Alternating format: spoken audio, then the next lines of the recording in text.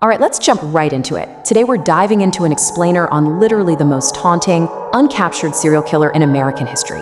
We're looking at a case that completely shattered the quiet of the late 1960s in Northern California, turning normal lovers' lanes into horrific crime scenes, and using local newspapers as vehicles for sheer terror. And here's the wildest part. For over 5 decades, through the 70s, 80s, 90s, right up to today, not a single person has been charged.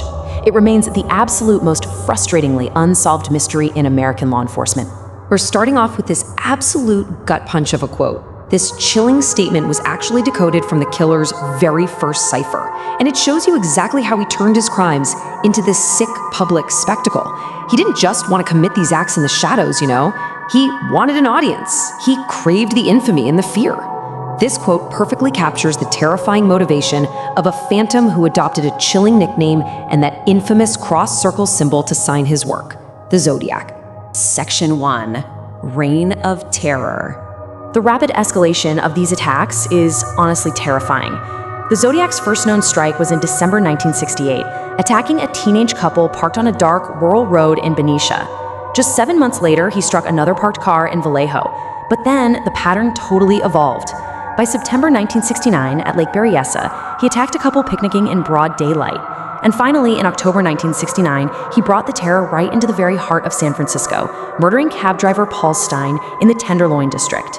He was growing bolder and way more unpredictable with every single strike. Now, this guy didn't just kill, he left behind these bizarre, highly theatrical signatures. At the Lake Berryessa attack, he literally wore a black executioner-style hood with his cross-circle symbol on it. Before leaving the scene, he casually walked over to the victim's car and used a black marker to log his previous kill dates right on the door. I mean, he actually called the police himself from a payphone just minutes after shooting to report his own crime. And perhaps most disturbingly, to prove he killed that San Francisco cab driver, he mailed pieces of the victim's blood-stained shirt to the local news. Now, here's a number that really puts things into perspective. 5. While the killer constantly boasted in his letters about having a staggering 37 victims, law enforcement officially confirms only 5 murders and 2 survivors. The Zodiac desperately wanted us all to believe he was this unstoppable force, capable of taking dozens of lives completely undetected. But the verified facts lock his confirmed reign down to those specific attacks. Still, those 5 murders were absolutely enough to paralyze an entire region. Section 2, Ciphers and Taunts. To play his twisted game, he used ciphers, basically secret codes and cryptograms. But the catch? He demanded these complex puzzles be published on the front pages of newspapers under the threat of further violence. He literally forced the entire nation to play along. Starting in August 1969, these letters started arriving, and he even threatened to attack a school bus full of kids if his demands weren't met.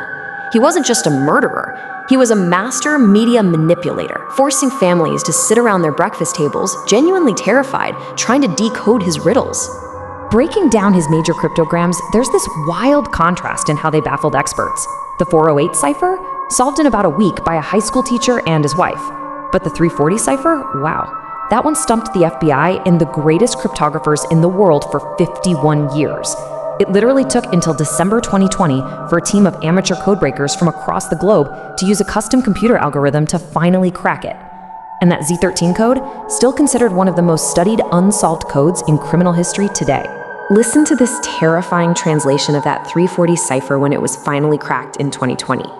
It perfectly showed his mindset, but frustratingly, it gave us absolutely zero clues about his true identity. Even with his weird spelling error of the word paradise with a C, the message was loud and clear. He was mocking the police, he was laughing at the public.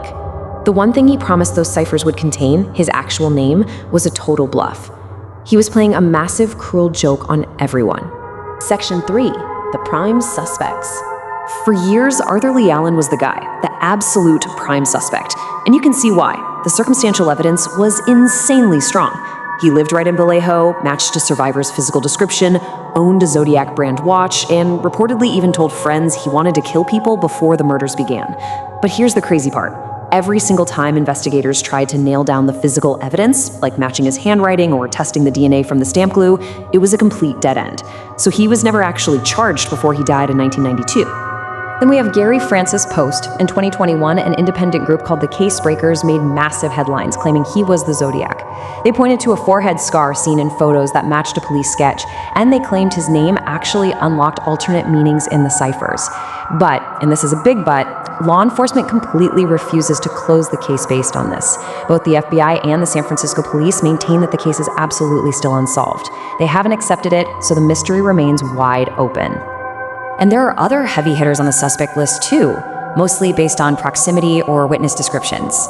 You've got Lawrence Kane, tied in by behavioral links, Ross Sullivan, a library worker who acted incredibly erratically and had a striking physical resemblance to the sketches, and Richard Gaikowski, a journalist whose voice some amateur sleuths swear matches the police dispatch recordings.